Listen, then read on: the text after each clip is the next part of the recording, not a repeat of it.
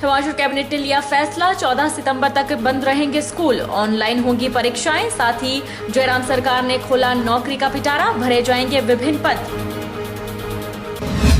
सुलह में थप्पड़ कांड के बाद धर्मशाला में एकत्रित हुए कांग्रेसी, बैठक कर बनाई आगामी रणनीति। नेताओं ने डीसी के माध्यम से राज्यपाल को भेजा ज्ञापन, आरोपी व्यक्ति के खिलाफ कड़ी कार्रवाई की उठाई मांग। सोलन में आयोजित हो रही राष्ट्रीय कूड़ो प्रतियोगिता का स्वास्थ्य मंत्री ने किया शुभारंभ। प्रतियोगिता में 1500 प्रतिभागी ले रहे भाग। 4 दिवसीय प्रतियोगिता का उद्देश्य खेलों के प्रति युवाओं की रुचि बढ़ाना। और मंडी शहर में आधुनिक नशा मुक्ति केंद्र बनकर तैयार, सीएम जयराम ठाकुर रविवार को करेंगे केंद्र का उद्घाटन। आधुनिक नशा मुक्ति केंद्र में समग्र व्यक्तित्व का विकास करने का किया जाएगा प्रयास। नमस्कार, आप देख रहे हैं HP 24x7, मैं हूं जनीशा। हिमाचल प्रदेश में अभी स्कूल नहीं खुलेंगे। प्रदेश मंत्रिमंडल की बैठक में फैसला लिया गया है कि प्रदेश में अभी स्कूल बंद ही रखे जाएंगे। स्कूल को 14 सितंबर तक बंद कर दिया गया है। परीक्षाएं ऑनलाइन ही होंगी। इसके अलावा सरकार ने शिक्षा विभाग में मल्टीटास्किंग वर्कर्स के 8000 पदों को भरने का निर्णय लिया है। भर्ती होने वाले इन कर्मचारियों में 50% के लिए अलग से व्यवस्था होगी। हिमाचल कैबिनेट ने फैसला लिया है कि अभी स्कूल बंद ही रहेंगे और परीक्षाएं ऑनलाइन ही होंगी।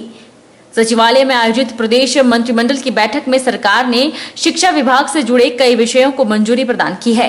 मुख्यमंत्री जयराम ठाकुर की अध्यक्षता में आयोजित मंत्रिमंडल की बैठक में सरकार ने स्कूल खोलने को लेकर चल रही यथावत स्थिति को जारी रखने का निर्णय लिया है। स्वास्थ्य विभाग की ओर से प्रेजेंटेशन में बताया गया है कि स्कूल खोलना अभी उचित नहीं रहेगा।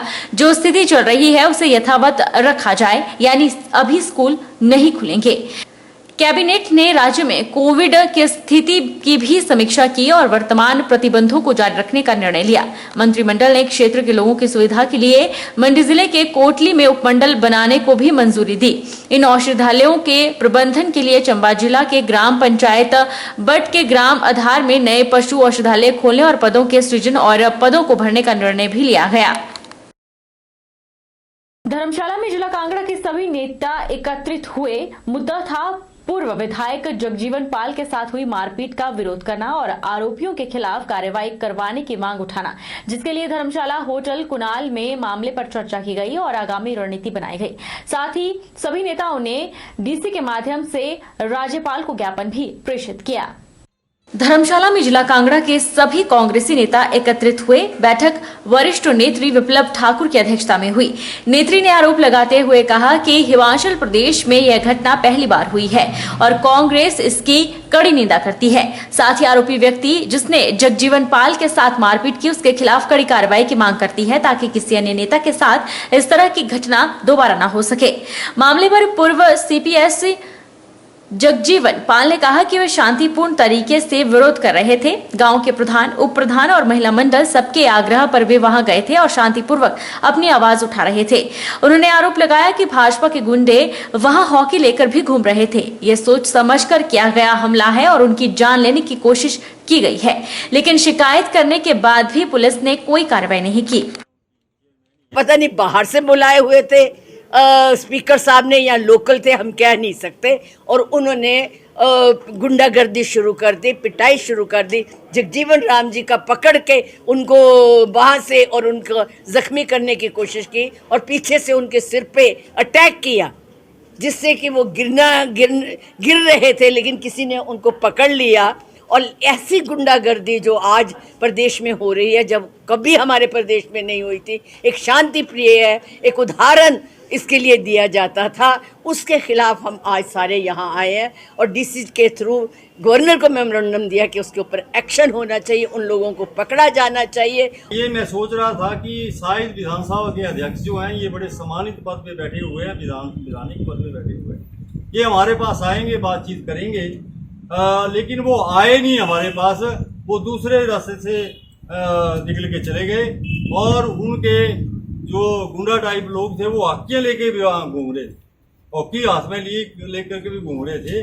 तो इससे मुझे वो हमारे पास ये पूछने में नहीं आए। मैंने एक प्रश्न उनसे और भी पूछा कि आप हमारे सुलह के विधायक भी हैं, मेरे से जीते हैं, मुझे भी 25,000 वोट मिला है और सुलह की जनता ये जानना चाहती है कि आपको स्वास्थ्य मंत्री से रातों रात क्यों निकाल दिया और इस पद पे या नीचे क्यों उतार दिया? इसका जवाब सुलह की जनता चाहती है। तो उनका क्या था उस वक्त जो उन्होंने जवाब दिया है चैनल को कि मैंने जो करना था, देखो रावण जैसा अहंकारी जवाब था कि मैंने जो करना था वो कर दिया, मुझे किसी को कोई जवाब नहीं देना, मैं किसी से प्रमाण पत्र नहीं देना, और छुप के वो दूसरी तरफ से निकल गए। पूर्व बागवानी मंत्री एवं रामपुर के 6 बार विधायक रहे सिंघी राम ने बताया कि मुख्यमंत्री का रामपुर दौरा क्षेत्र की जनता के लिए सौगात लेकर आया है।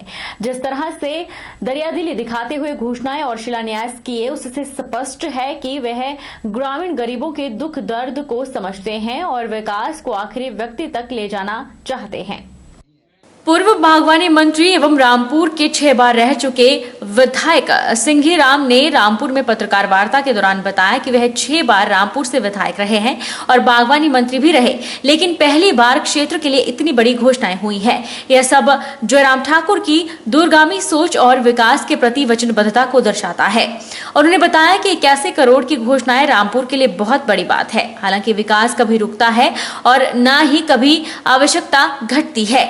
इस दौरान पूर्व मंत्री ने रामपुर की कुछ समस्याओं का भी जिक्र किया और बताया कि वह इन मामलों को मुख्यमंत्री के ध्यान में लाएंगे ताकि इनका समयबद्ध निराकरण हो सके। धन्यवाद करता हूँ रामपुर की जनता की ओर से।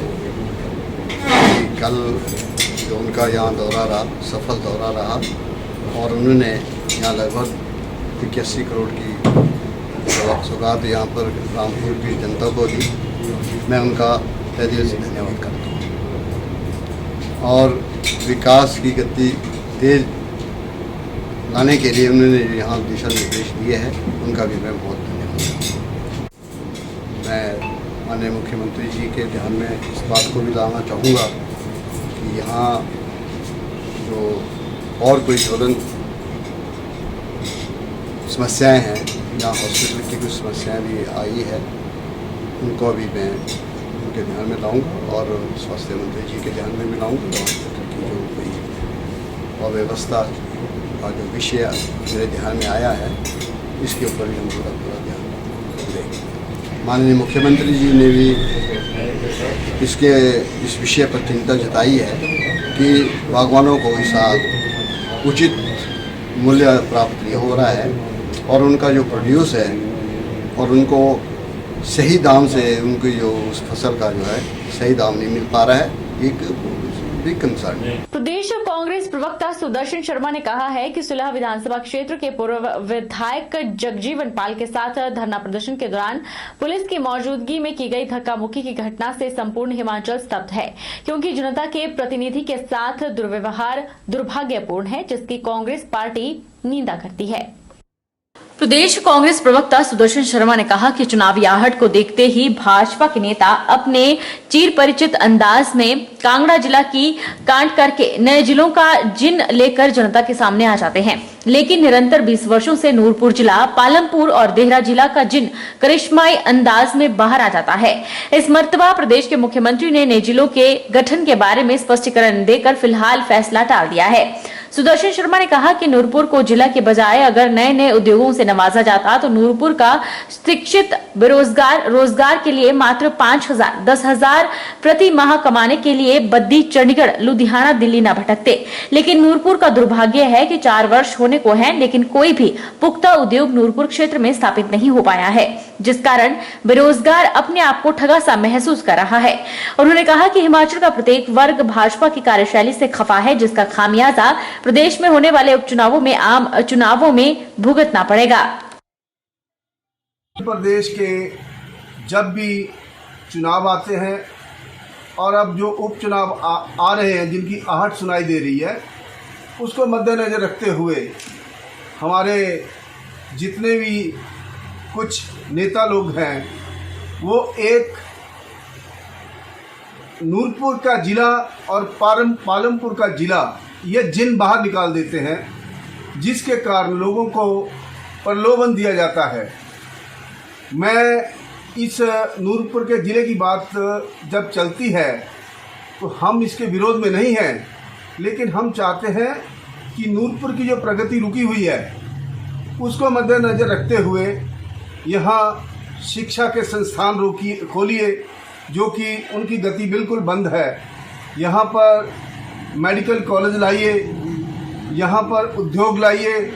यहाँ के जो युवा लोग हैं वो अपने रोजी रोटी कमाने के लिए सक्षम होने के बावजूद भी लुधियाना, दिल्ली, चंडीगढ़, बद्दी 5-5 हज़ार, 10-10 हज़ार प्रति माह के लिए भटकते फिरते हैं। जगजीवन पाल जी जो हमारे कांग्रेस के वरिष्ठ नेता हैं और सीपीएस का कार्यभार भी संभाल चुके हैं, उनके साथ कुछ शरारती तत्वों ने, भारतीय जनता पार्टी के कुछ शरारती तत्वों ने बदतमीजी की है।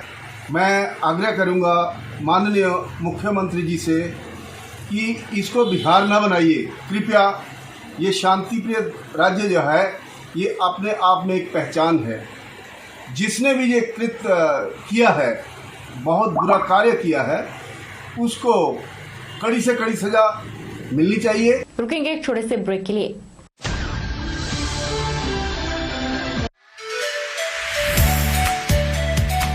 Abhilashi Group of Institution, where you can get admission in 2021 and 22 for BTech in Civil, Mechanical, Electrical and Computer Science Engineering, Diploma in Civil, Mechanical, Electrical Engineering, B Pharmacy, BSc Nursing, PB BSc Nursing, A&M, GNM, B.Ed, DLEd, MSc in Physics, Chemistry, Botany.